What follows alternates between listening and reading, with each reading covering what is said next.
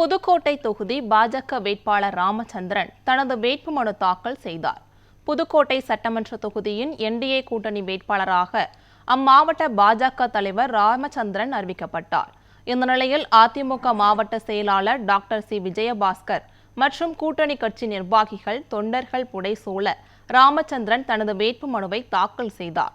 முன்னதாக புதுக்கோட்டையில் உள்ள அண்ணா மற்றும் எம்ஜிஆர் சிலைக்கு மாலை அணிவித்து மரியாதை செலுத்திய அவர் திருவப்பூர் முத்துமாரியம்மன் கோவிலில் வழிபாடுகள் செய்து ஊர்வலமாக சென்றார்.